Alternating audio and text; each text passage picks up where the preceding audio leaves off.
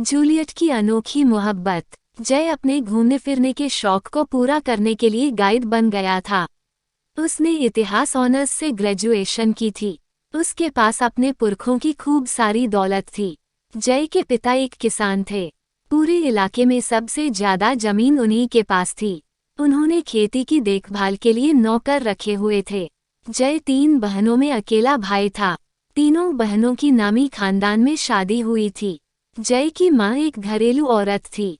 भारत के बहुत से ऐतिहासिक पर्यटक स्थलों के मुलाजिम, वहां के दुकानदार और तमाम लोग जय को पहचानते थे।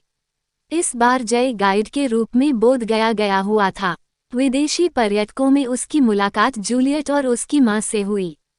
जूलियट की उम्र 19 साल थी।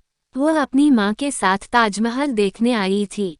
जूलियट और उसकी मां को जय का जानकारी देने का तरीका बहुत पसंद आता है, इसलिए उन्होंने उसे अपना पर्सनल गाइड बना लिया। पहली ही नज़र में जूलियट को जय का कसरती बदन भा गया और वह उसके तीखे नैननक्श पर फिदा हो गई।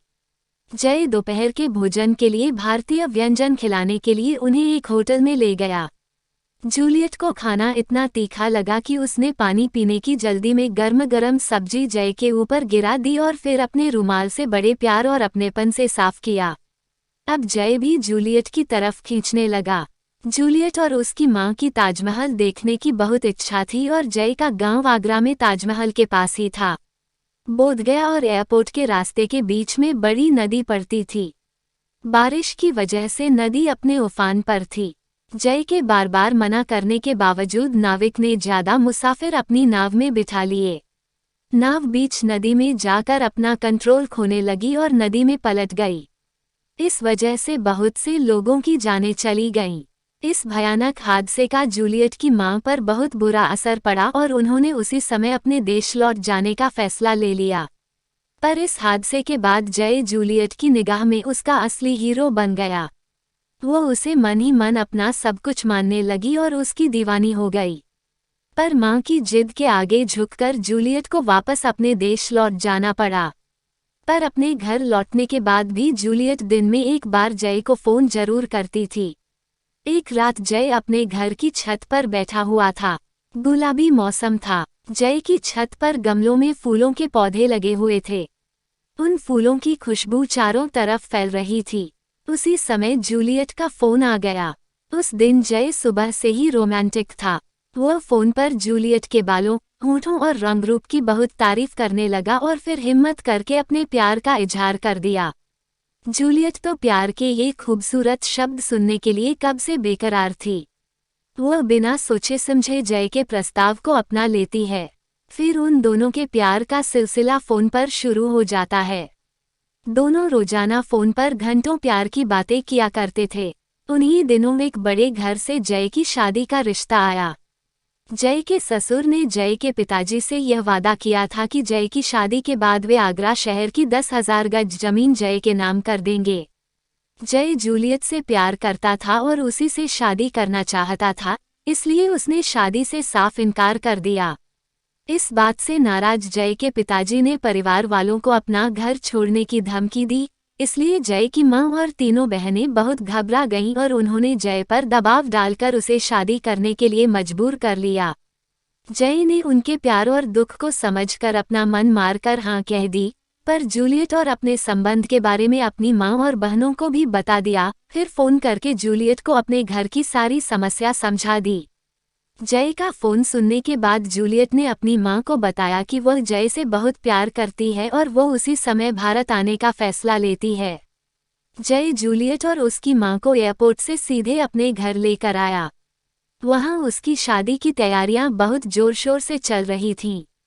शादी बहुत धूमधाम और शानो-शौकत से होने वाली थी। जूलियट से मिलने के बाद जय की मां और उसकी तीनों बहनों को जूलियट का स्वभाव इतना मीठा और सुंदर लगा कि वे भी जूलियट को पसंद करने लगीं। जय के पिता को भी जूलियट बहुत अच्छी लड़की लगी।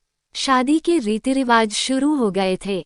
जूलियट को हल्दी और गीतों की रस्म बहुत पसंद आई और उसकी आंखों से आंसू बह निकले, क्योंकि वह बार बार यही सोच रही थी कि काश वह जय की दुल्हन होती। शादी का दिन आ गया और जय की शादी भी हो गई। जूलियट की मां को भारतीय शादी के रीति रिवाज और खान पान बहुत पसंद आया, पर उन्हें अपनी बेटी के दुख का एहसास भी था। उन्हें भी जय बहुत पसंद था।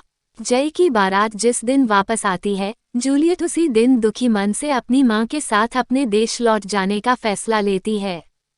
जय बहुत गुजारिश करके जूलियट को रोक लेता है।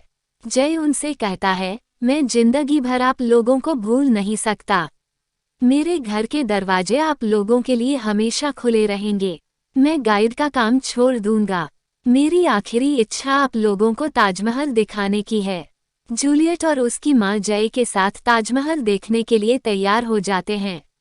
आज ही के दिन जय की सुहागरात थी, पर जय जूलियट और उसकी मां को ताजमहल दिखाने के लिए घर से निकल जाता है। जय की मां और बहनें जूलियट और उसकी मां को बहुत से उपहार देती हैं। उन्हें ताजमहल घुमाने के बाद जय दोपहर को एक रेस्टोरेंट में लेकर जाता है। जूलियट को फिर खाना बहुत तीखा लगता है। वो हड़बड़ाहट में फिर उसी तरह गरम सब्जी जय पर गिरा देती है। दोबारा वही घटना होने पर वे दोनों हंसने लगते हैं। फिर उनकी आंखों में आंसू आ जाते हैं। जय जूलियट को छोटा सा खूबसूरत ताजमहल उपहार में देता है। जूलियट की मां को वह भारत की ऐतिहासिक चीजें उपहार में देता है। जूलियट एयरपोर्ट पर बार बार पीछे मुड़ कर जय को देखती है, फिर बाया बाया करके अपनी मां के साथ अपने देश चली जाती है। इस तरह जूलियट का प्यार अधूरा रह जाता है।